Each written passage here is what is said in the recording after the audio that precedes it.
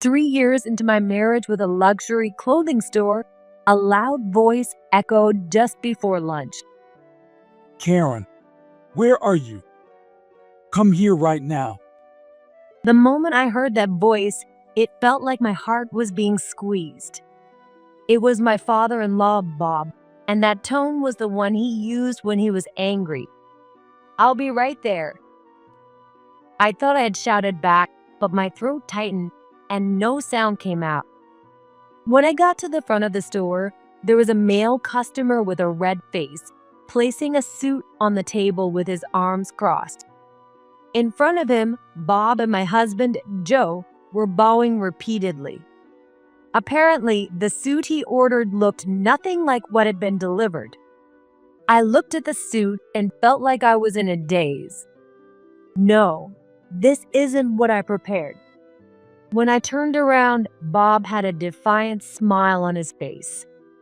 While claiming they'd find what the customer wanted right away, my mother-in-law, Judy, brought the complete set of suit I had prepared. The customer left the store with a look of relief. Not again. So that's how it's going to be. I can't live with these people anymore. I've tried for 3 years, but to be treated like this, I'm leaving. I want a divorce. As if he had been waiting for these words, Bob raised his voice. Oh, finally realized the difference in status between you and us. It's about time you understood that. Yeah, that's right. Leave. Just go. With the cold laughter of my in-laws behind me, I packed my few belongings in the dim room. However, there was one secret I hadn't told them. I never mentioned this, but as soon as they heard my words, the color drained from everyone's faces. My in-laws would come to regret what they had done. My name is Karen. I lead a busy life working at a major advertising agency. Today, I had a meeting with a client early in the morning. I returned to the office just before noon. I went straight to my boss to report. "I'm back." Oh, how did that issue go? I explained the budget situation to both sides and they understood. They also reviewed the designs that were already prepared, and I've informed the designer about the necessary revisions. We can have the final review at the start of the week. Good. That's a relief. It would have been a disaster if we messed up with such a big client. Thanks for following up so well. I'll make sure the executives know. Thank you very much. Well then, after finishing my report, I quickly returned to my desk. All right, it's time for the next meeting. Without sitting down, I organized my things on the desk, then headed to the locker room to check my makeup and hair in the mirror. Okay. I nodded to my reflection, grabbed the bag with my materials, and headed to a nearby restaurant where the meeting was scheduled. On the way, I found myself thinking about Joe Brown. We met a year and a half ago. It was a business meeting. As the heir of a luxury clothing store, he wanted to launch an advertisement aimed at young people. The campaign was a success. Normally, that would have been the end of our relationship as client and agency, but Joe kept in touch personally afterward. At first, we hung out as friends, but as I got to know him, I found that we liked the same movies and food. Our relationship quickly deepened, and I began to have feelings for Joe. Suddenly, I stopped and looked back at the office. Joe's words from a week ago echoed in my mind. "I want you to marry me, and I want you to quit your job and help me run my family business. Don't worry about it. My parents handle most of it, so there's nothing you need to do." I was genuinely happy to be proposed to. My mom passed away a few years ago. Due to his work, my dad and I couldn't live together, so we only kept in touch occasionally. My job was fulfilling, so I didn't feel lonely, but I had resigned myself to spending my life alone thinking I'd missed my chance at marriage. That's why Joe brought new colors into my life. But can I really quit my jobs? Will I get along with his parents? I was worried and couldn't make up my mind. But today, I decided to give him an answer. I looked ahead and hurried to the restaurant. It was a restaurant on the top floor of a luxury hotel with a stunning view of the starry sky and the dazzling city lights below. Being here felt like being a character in a movie. Did you see that new movie the other day? The new movie? Which one? There are so many out this month. You know, the one with Benjamin Ford as the lead. It's a period drama. Oh, that one. I've been dying to see it, but I just haven't had the time. Joe's eyes lit up as he shared his thoughts about the movie. You have to watch it. I don't want to spoil anything, so I won't go into details, but Benjamin is just amazing in it. He's definitely one of American's biggest stars. You're right. I'll go see it on my next day off. After that, a silence settled between us. The voices of people around us enjoying their meals seemed to grow louder. I knew what we needed to talk about next, but neither of us could take that step forward. If anyone was going to, it had to be me. Steeling myself, I drained the wine left in my glass and looked Joe straight in the eyes. I've thought a lot about marriage since then. Joe stared back at me silently. His hand gripped the tablecloth so tightly that his knuckles turned white. To be honest, I'm scared to quit my job. I'm worried about whether I can manage at the clothing store and if I'll be able to get along with your parents. Don't worry. No matter what my parents say, I'll protect you. All I want is for you to be with me. With those words, my wavering heart finally made a decision. I understand. I want to walk through life with you, Joe. I said it and looked at him. The hands clenched on my lap trembled, and the emotions welling up inside spilled from my eyes. After a while, Joe had tears in his eyes. For a moment, we looked at each other, then let out a small laugh. 3 years later, as Karen Brown, I was walking down an old country road under a cloudy sky, dragging my heavy feet. I was on my way back from running an errand. I knew I had to get back as quickly as possible. But the more I thought about the Brown clothing store, the more my legs felt like lead. When I slid open the store's door, an older man in a gray suit turned and glared at me. It was my father-in-law, Bob Brown. You're late. Where have you been wandering around? When will you understand that you're not in some cushy position here? You're completely useless. Here we go again. But trying to explain myself wouldn't do any good. He wouldn't listen. There's only one thing I can do. I'm sorry. I said yes and apologized. That's it? Do you think a few words like that solve everything? You really are an ignorant woman. Can't you come up with a more thoughtful apology? Or have you been living your life aimlessly until now? I felt the blood drain from my head, and a sharp pain throbbed deep in my brain. Even so, I kept my head bowed and gritted my teeth. I'm deeply sorry for returning late. I'll reflect on this to ensure it doesn't happen again, and I'll make sure you never have to say this to me twice. Bob didn't say a word, just let out a snort and turned his back on me. As I was about to leave, Judy, my mother-in-law, walked in dressed in a floral dress more suited for a younger woman. Oh, you useless girl. Didn't I tell you to bring the laundry in by 4 o'clock? Can't you manage such a simple task? Because of you, I'm leaving later than I planned. What do you have to say for yourself? I'm sorry. That's not it. Didn't I just tell you how to apologize properly? Did you already forget? Or are you just not trying from the start? I couldn't think anymore. I stood there stunned, while Judy let out a loud sigh. Again with the silent treatment. Fine. Is this how you troubled your mom too? Quit wasting time and start cleaning or making dinner. Surely even you can manage that much. Yes. Judy left those words behind and walked briskly out of the store. I did as I was told and began cleaning the living room at the back of the store. The bad weather made the old house even darker. But if I turned on the lights, Bob would complain. A woman of your standing shouldn't be using electricity.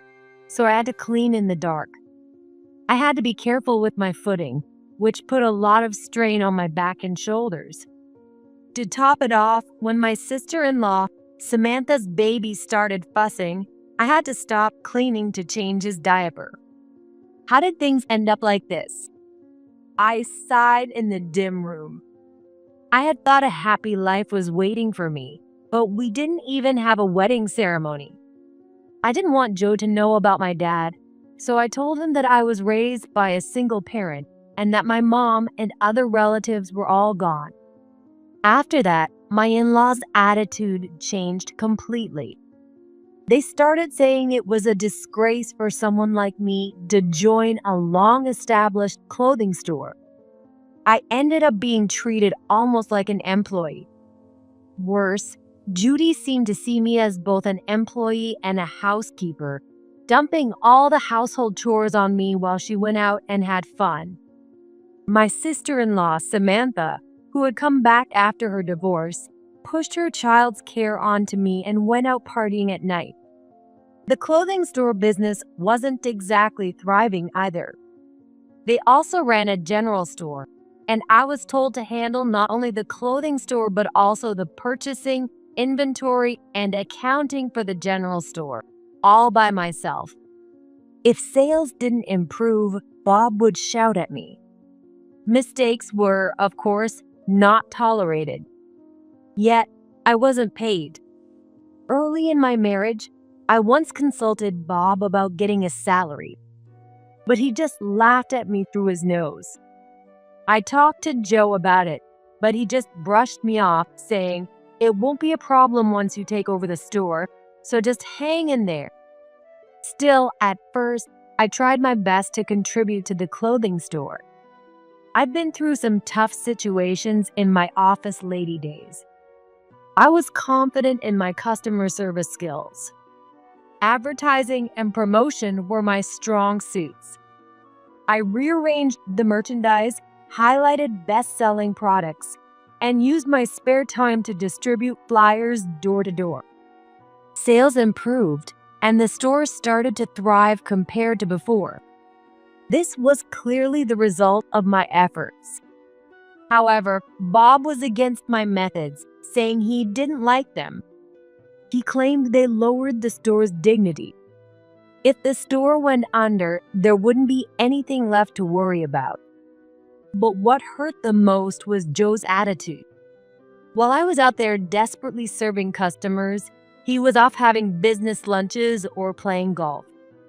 He wouldn't even make eye contact or talk to me. He didn't treat me as his wife.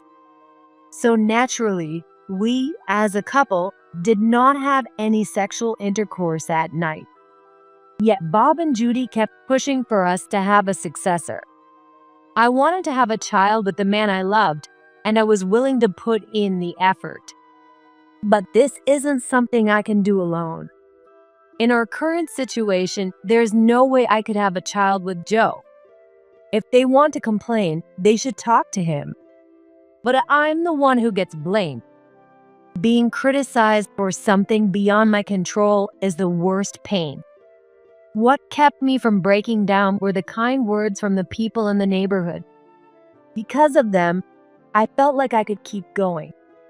One day, as I was washing dishes in the kitchen, Judy threw an envelope at me. A letter came for you.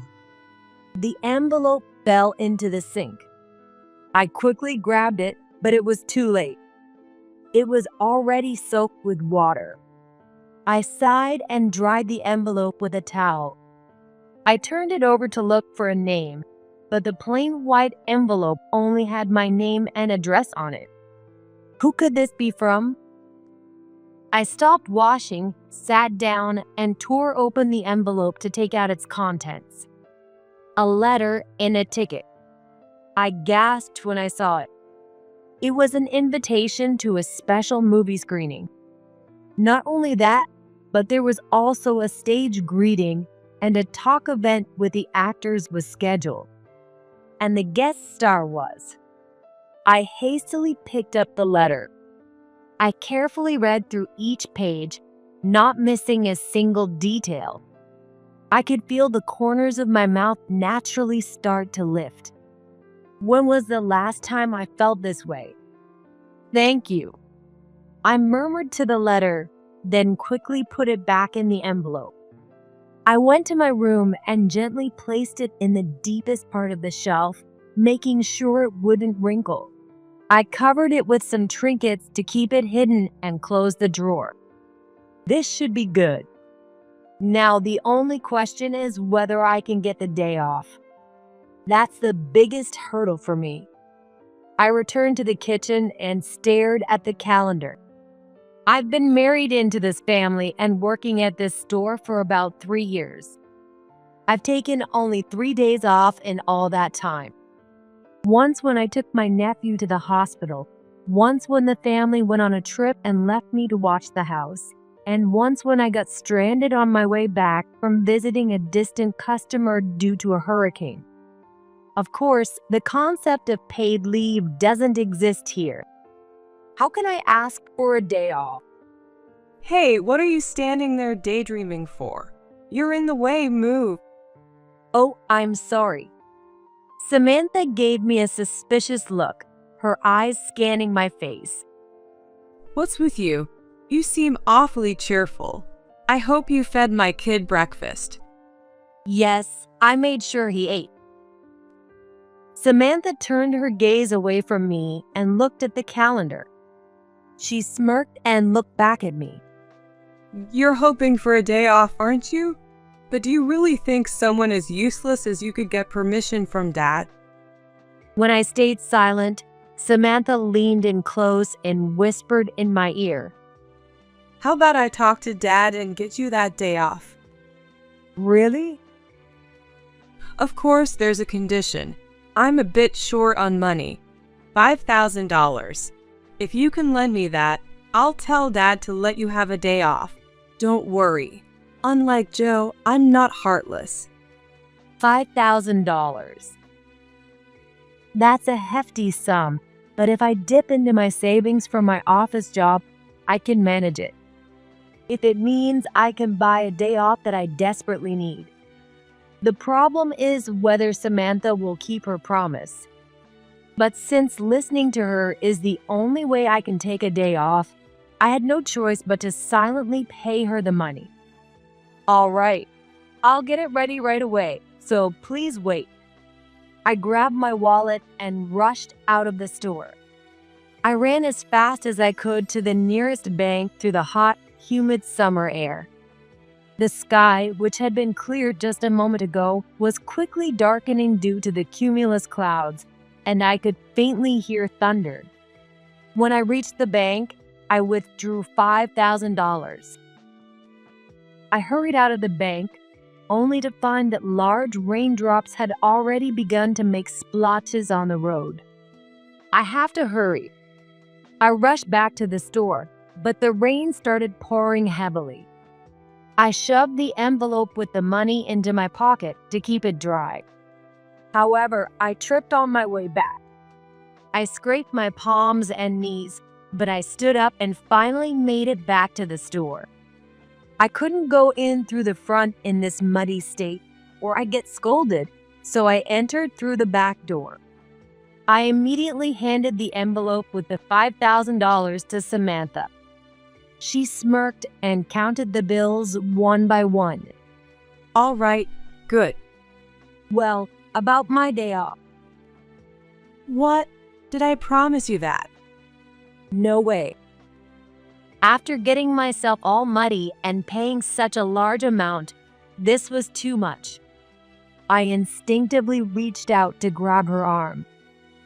Hey, don't touch me with those dirty hands. I'm just joking. I'll talk to Dad for you, but I can't promise he'll say yes. After that, I cleaned myself up and stood at the front of the store.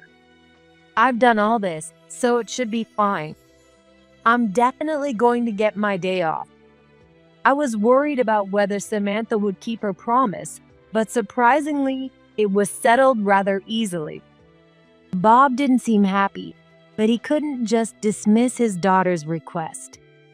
But I couldn't let my guard down just yet. If I made a mistake, I might lose my day off. So, as I eagerly awaited the day of the screening, I threw myself into my work even more than before.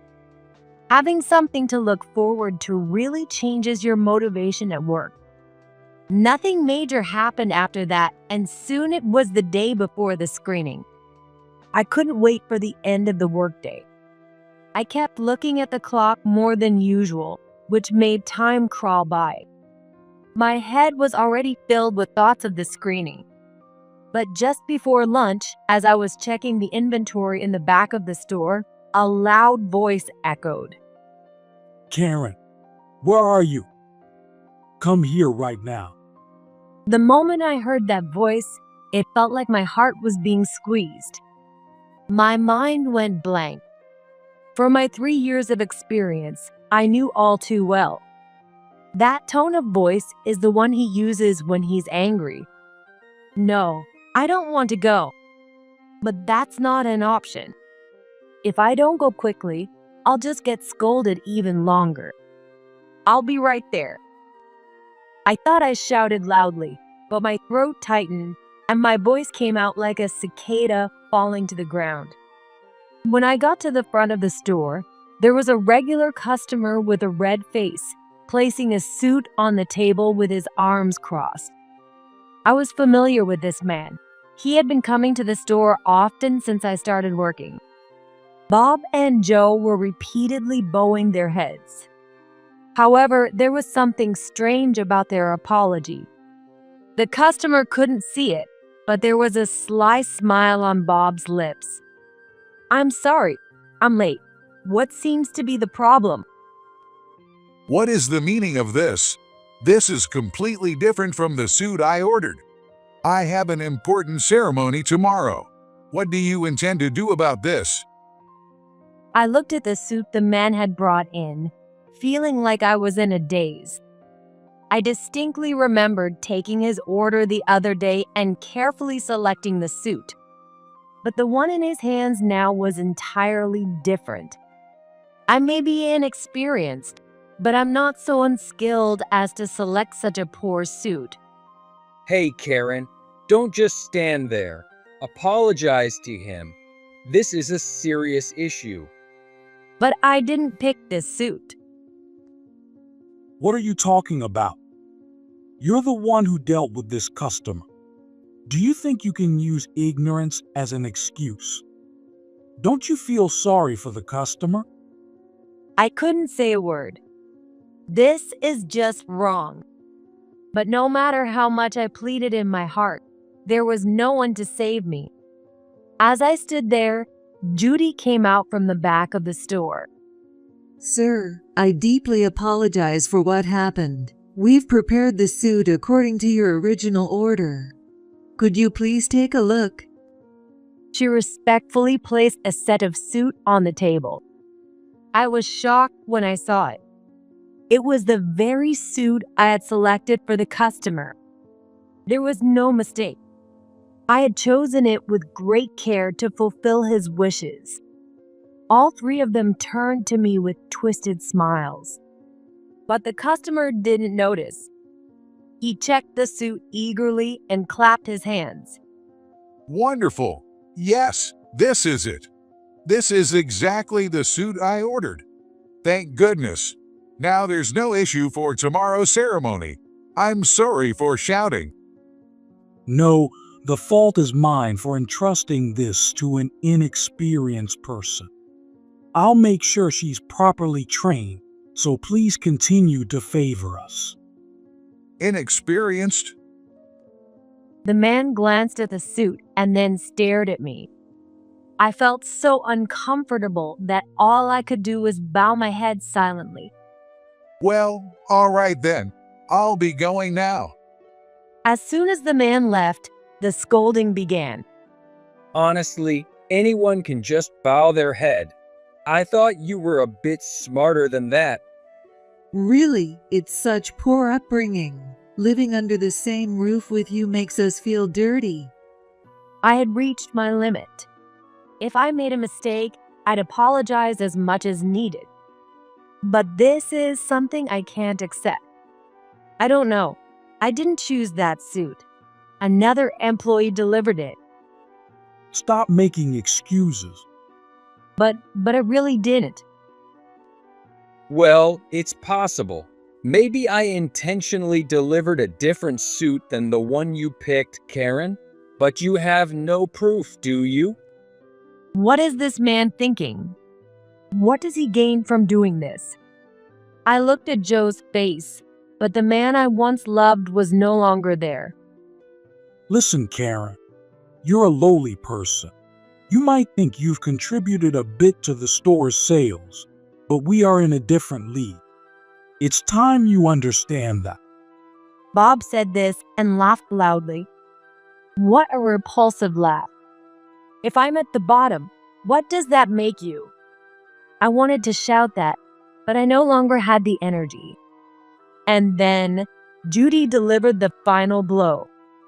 Oh, and you. No day off for you tomorrow. What? Obviously, someone as useless as you should be working twice as hard as us. Not just tomorrow. No more days off from now on.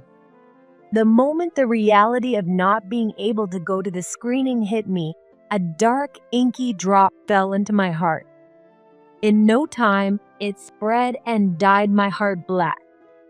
Going to the screening was my only source of joy. If that's taken away, what is there left to look forward to? What's going to happen to my life? Will I just be worked like a slave until I'm old, discarded like trash when I'm no longer useful? And when there's nothing left of me, will I be abandoned by society, leaving this world in loneliness? If that's the kind of miserable life ahead of me, I have no choice but to leave this place. There's no reason to endure this any longer. I've tried for 3 years, but that's it. I'm tired. I'm leaving. I want a divorce. The three of them exchanged glances for a moment and then burst into laughter. Yeah, that's right. Get out. We took in a woman with no family, and this is what we get. Well, an ungrateful person like you won't be accepted anywhere. Yeah, you just weren't cut out for this house. I'd like you to leave quickly, but you'll need to do the handover first. You'll work at least until tomorrow. I stood up without saying a word. I no longer wanted to breathe the same air as these people. As I went into the living room, Samantha was there smirking at me. What a shame. But I'm not giving back the money. And don't even think about getting alimony from my brother. Without answering, I went to my room and started packing my things. Sadly, it didn't take long. After living here for 3 years, all I had left were 2 cardboard boxes and a bag. As I stared at them, a dry laugh escaped my lips. I should have left much earlier, but the time I lost won't come back. Even if I can't go to the screening, I still have things to do. The next day, I handed over the documents to the other employees. I also prepared the divorce papers and took care of various administrative tasks until the end of the day. With that, my final jobs was done. But the screening was already over by then. If that's the case, Maybe I'll use my remaining savings to treat myself to a nice meal. I was absent-mindedly sweeping outside the store, gazing up at the sky. Excuse me, Karen. Startled by the sudden voice, I turned around to see the regular customer who had visited yesterday. "Oh, I'm so sorry about yesterday." But he raised his hand to stop me before I could finish. There's no need to apologize. I know everything. That suit was chosen by you. There must have been some misunderstanding. I'm sorry. You must have been scolded. No, it's not like that. This unexpected turn of events left me at a loss for words. From the moment I placed my order, I felt your kindness. You carefully chose the best items to match my preferences for the suit's color and the tie. Inexperienced is far from the truth. Karen, you are top-notch. Hearing his kind words, his figure suddenly blurred as my eyes filled with tears. With just those words, it felt like the past 3 years had been worth it. Actually, there's someone I want you to meet. He said, pulling out his phone to make a call. Moments later, 3 luxury black cars pulled up in front of the store. What's going on? What's happening? Did Mr. President come to town?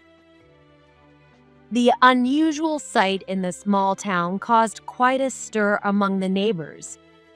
The man opened the back door of the last car. A distinguished man in a suit stepped out. His commanding presence made everyone gasp. Seeing him, tears welled up in my eyes even more. It's Benjamin Ford. One of the neighbors shouted. That triggered an uproar like a beehive being disturbed. Is that a Hollywood star in a small town like this? He really does exist. As I was about to run toward Benjamin Ford, Bob and Joe came running out from the back of the store.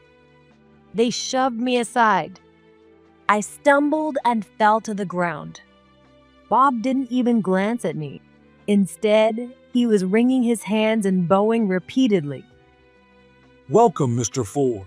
Please come inside. But Benjamin Ford kept his eyes fixed on me. Oh, don't mind her. She's just an incompetent fool we fired. Please come inside. I'll show you something even better than what you're wearing. Without saying a word, Benjamin Ford knelt down and extended his hand to me. Are you okay, Karen? Are you hurt? I'm okay, thank you. I took his hand and stood up. He brushed the dirt off my knees with his hand. Bob and Joe were staring at us, their mouths wide open. What is going on? Well, I didn't mention it before, but this is my dad. The moment they heard that, the blood drained from their faces. Their legs trembled. But you said you didn't have a dad. I'm sorry. I kept it a secret because I didn't want everyone to make a big fuss. Suddenly, Bob lunged forward and prostrated himself in front of my dad. Seeing this, Joe hurried to do the same beside him. I'm terribly sorry. I didn't know. Your precious daughter. From now on, we'll take full responsibility for taking care of her. Please, I beg you to continue your patronage with your friends. Lift your heads. My dad spoke quietly. From his expression, even I couldn't tell what he was thinking. You just said you would offer something better than this suit, didn't you? Bob lifted his head with his eyes shining. Yes, of course. But that's odd.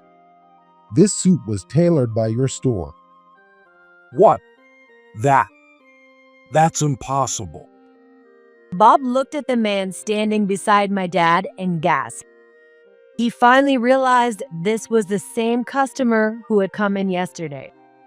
How can I introduce my friends to someone who can't even recognize the suit made by their own store? Before you insult someone's daughter as incompetent, you should work on yourself. That's right. This suit was the one I had chosen for the regular customer. But I never imagined that my dad would be the one wearing it. Bob's face turned a deep red. He gritted his teeth and clenched his hands tightly on the ground. Joe seemed too ashamed even to lift his head, his hunched back trembling. I knew my daughter had married into this family, so I sent my assistant here to observe how things were going. I investigated various things and concluded that this place is not suitable for my daughter. Dad, it's okay. It's over now. Our divorce is final and the handover is complete. All right, then come with me. Let's take our time to talk. It's been a while.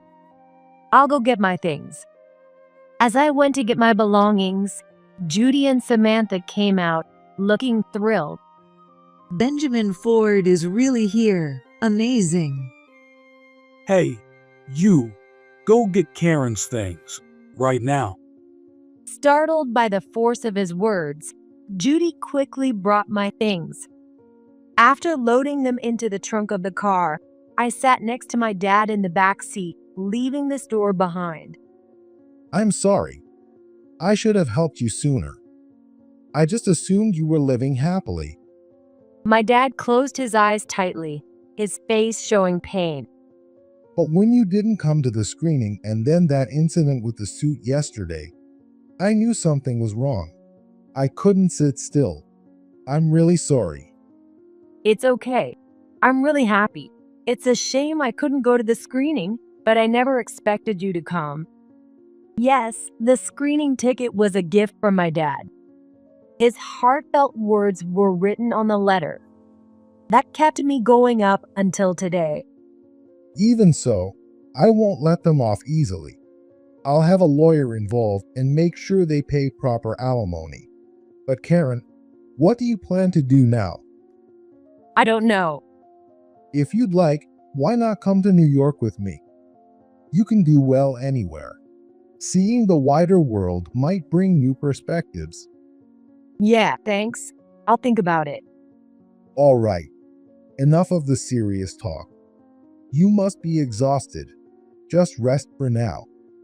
As the car swayed, I felt the tight string of tension inside me finally start to loosen for the first time in a long while.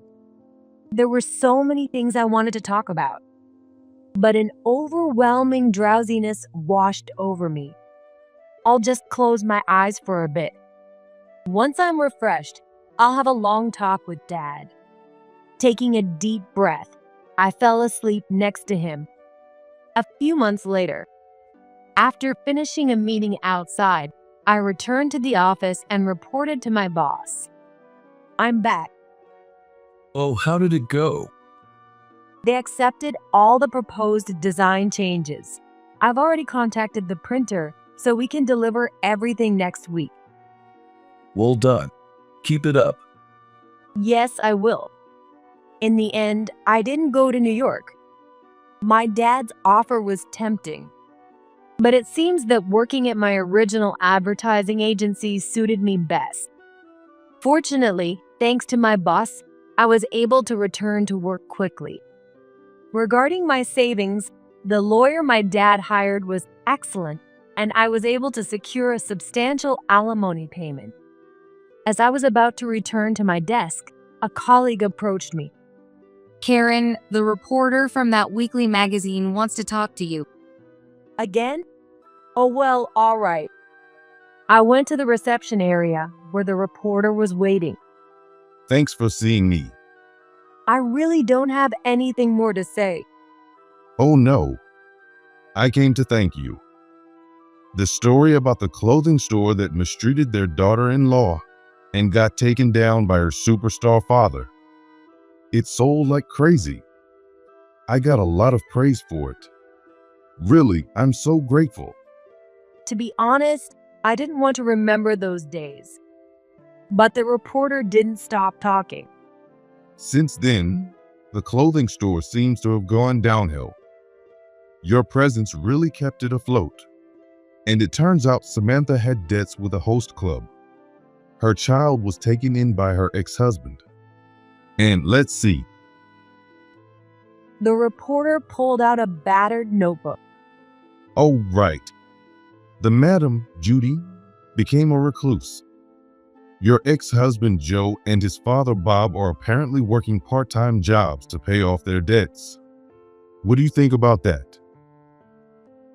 So, you do want to comment after all. And here I thought you came to thank me. Just kidding. Well, if anything else comes up, I'll be in touch.